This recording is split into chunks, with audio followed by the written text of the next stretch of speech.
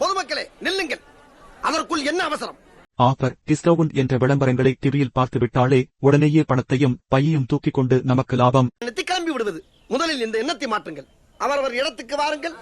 இனிமேல் தான் முக்கியமான நிகழ்ச்சி இருக்கிறது.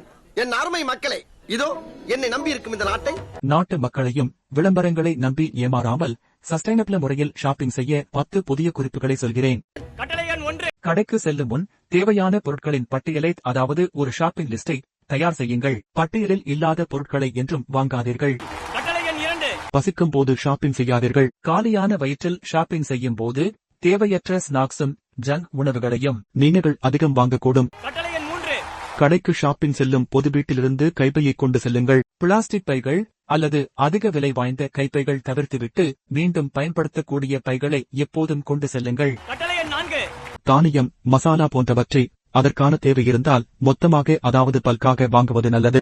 இது பிளாஸ்டிக் பேக்கேஜிங் வேஸ்டை குறைக்கும் மற்றும் பணத்தையும் மிச்சப்படுத்தும்.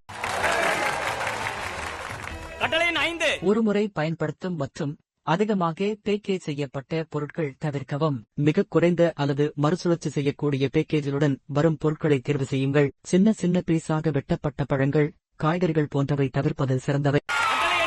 பருவத்திற்கேற்ற உள்நாட்டில் உற்பத்தி செய்யப்பட்ட, அதாவது லோக்கலி ப்ரொடியூஸ் பொருட்கள் வாங்குங்கள். இதை பின்பற்றினால் பிரஷான பொருட்களை வாங்க முடியும் மற்றும் உள்ளூர் விவசாயிகளை ஆதரிக்கும். மேலும் கார்பன் எமிஷன்ஸும் குறைவாக இருக்கும். சலுகை விலை விற்பனை மூலம் மக்களை ஏமாற்றும் சந்தை பொய்களில் எளிதில் மாட்டிக்கொள்ளாதீர்கள். ஒன்று வாங்கினால் ஒன்று இலவசம் என்பது அது தேவையில்லாதால் சலுகையாகாது. காலாவதி தேதியை சரிபாருங்கள்.